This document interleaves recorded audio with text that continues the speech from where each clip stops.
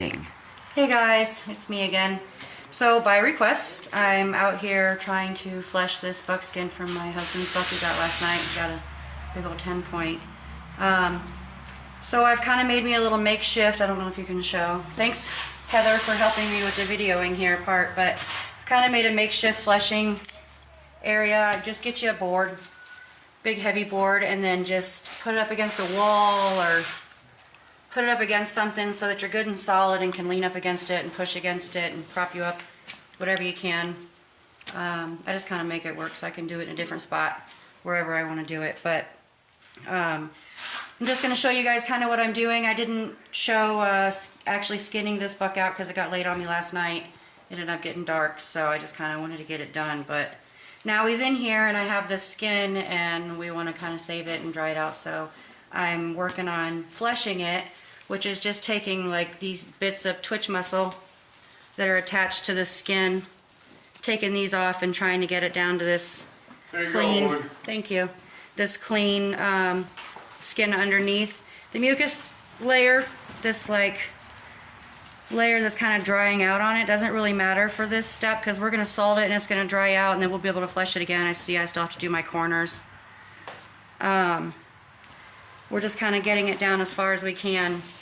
And then Jason just built us a frame so that we can stretch it and then we'll get it salted and that's how we'll get going. So I'll pop back in and give you guys an update after this here. But for fleshing, all you're really doing is, I have my little Campbell's knife here.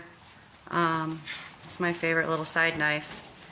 You can really use anything you want. You don't necessarily need anything sharp. I don't have one of those fancy fleshing tools. I just kind of use my, cut that out, but I just kind of use my little knife here, and you just want to kind of get leaned in, get you an apron because you're going to get yucky, whatever clothes you're wearing. Get leaned in, get at a good angle, hold your knife flat, that way you're not like stabbing into the fur or slicing the fur. We're not trying to put any holes in it, so just kind of hold it out flat. And I use it kind of like filleting, and I just kind of run my knife and then just kind of, you see I'm at that white, so just taking the hunks off, and I've got a little scrap bucket here, and then let's see, we'll get it going again. Just kind of working my way out to that edge, getting this off, and it's kind of tedious, but if you take your time, it goes. And that's that mucusy, I don't know if you can see it on camera or not, but there's like this mucusy layer that's kind of on it. You don't really have to worry about that too much. Just get like the heavy fat, the heavy layers best you can. It helps if you let your skin dry out for a day. You can, like it was cold last night, so we just kind of stretched it out in the back of the truck bed and let it get a little bit of air to it through the night. And this morning it was probably, what, it was 26 last night. It was cold. It was cold, so it's the same. You could do the same thing. You could have folded it up, or I could have folded it up after I skinned him, and I could have put it in the refrigerator overnight and let it get that air to it to kind of make it, it's not dry by any means, but it's getting like a dried feel to it, and it just really helps that meat just come off. So just kind of give it a day and then try and do your scraping. But we're just trying to get as much of we can for now, and so you can just kind of keep moving it around. Working your way towards those edges. I'm going to get you a good grip on it. And I just kind of flick my knife as I go. Not digging into anything. Get a good hold on it here. I'm just kind of keeping it straight till I get like a layer like that, and then, you know, just slice that off. Take it as far as it'll go here. Get back on these edges. I'm working the edges the most right now. We've got most of the center meat off, so I'm just kind of getting extras hanging off on the edges like this. And just kind of get in there, slice it off. I'm going to bring this up to me a little. I feel like I'm reaching here.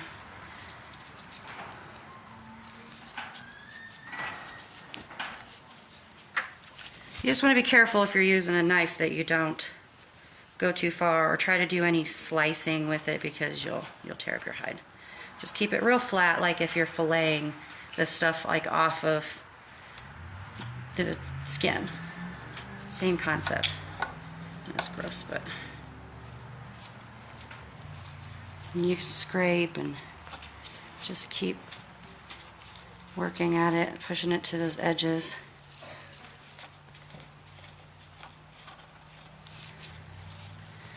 And I'm not too awful worried about the absolute edge, because once we go through and we're going to put the nail holes in it for our strings to go through, we're going to end up cutting this outside edge off anyway once it's dry. So if there's goo or whatever here, just really honestly, you could kind of think of it as just more to hold it on, just to keep it strong while it's on your board. You know, it's, and then when we'll use our knife and cut around the absolute edge when it's all dried and done. We're wanting it off of the frame. So get them as much as you can off, but don't stress the membrane, just on the edge. Just fat, really. You don't want meat and fat hanging out. But like here, see how this is like hard? It's not just the membrane. So I'm going to come in here and just do my straight across, what I do with my knife. And open that up some. And do it again.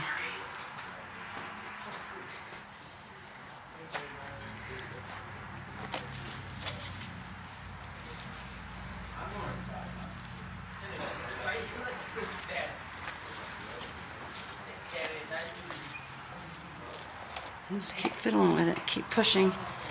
The fur behind it, it gives you some cushion too, so I mean, it's not like, their fur is pretty thick. So it's kind of padded. And you can see my line here where I've just been kind of working my way down.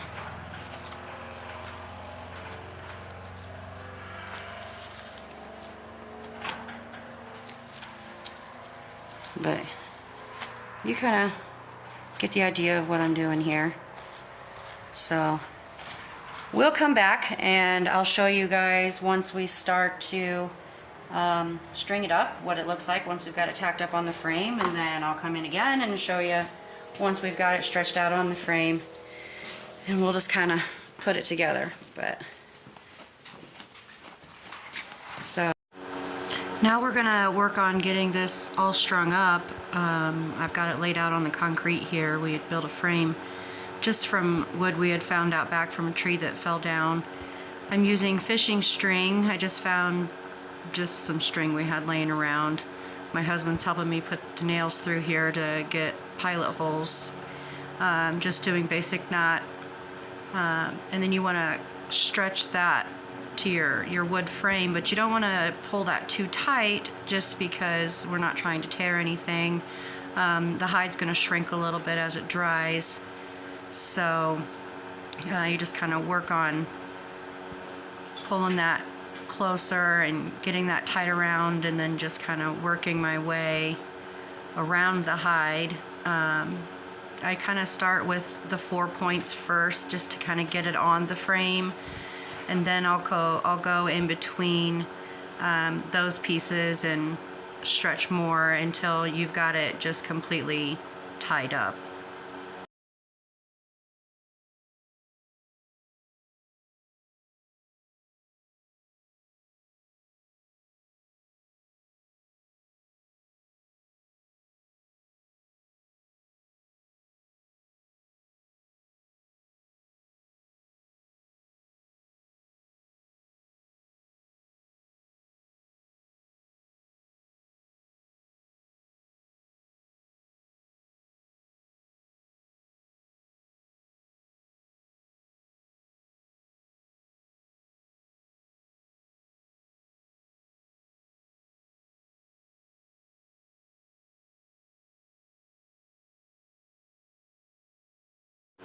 once I got it stretched out here, I realized that I had these little tags here at the end, just these little scrap pieces that just weren't laying right. So I decided to just go ahead and cut those off and make that even there at where the legs would have came together. Too bad my husband didn't have a sharper knife in the moment. I didn't have my little knife, so we made it work. But by cutting those little scrap end pieces off, I was able to get it to stretch a little more square in the frame. I didn't waste those little pieces. I still went ahead and salted those. I'm going to use them as cuffs for gloves for our daughter. So nothing goes to waste here. But you can see I'm using this little board too, and we had the concrete floor, so it's just easier rather than trying to drive that nail through and hit the concrete floor. But we just kind of kept moving.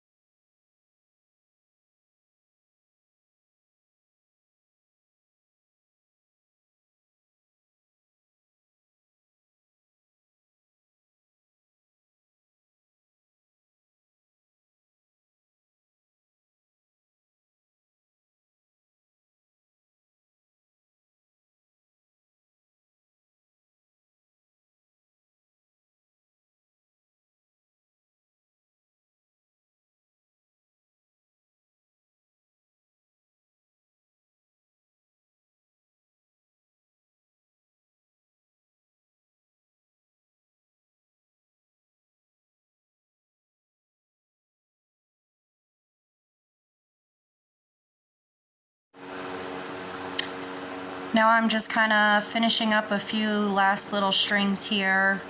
I'm going to get it tied up and make sure that everything is all good, and then we're going to work on getting it stood up and take a look at it. This buck was just huge. He stood almost 8 foot tall at least. I mean, he was over 200 pounds. I was super proud of my husband on this. Put a lot of meat in our freezer. Here we go. He's gonna get it stood up here, and I just can't believe it. He got a great shot on it. Just kind of making sure that everything is gonna hold on the frame really well for us before I lay it back down. And then we'll move on to salting it, and once it's salted, I'll kind of tilt it up on something here so that any juices or anything that wants to come off of it can roll off of it, and we'll see that next here.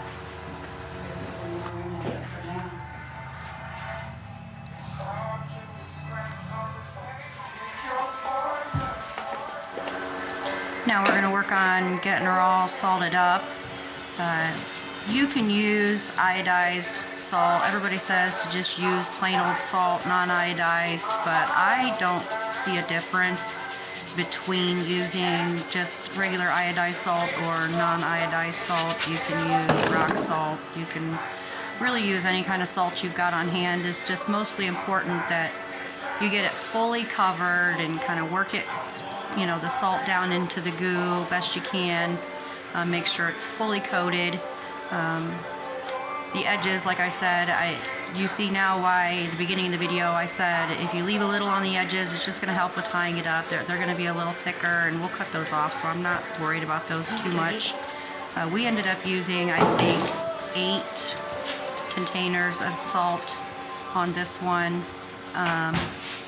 And once you've got it all salted and you've got it tilted up so that your liquids can run off, at that point you're kind of set until you're ready to, you know, come back in, flush it again, and I think I'm going to try egg tanning with this guy. We'll see what happens. But thanks for watching.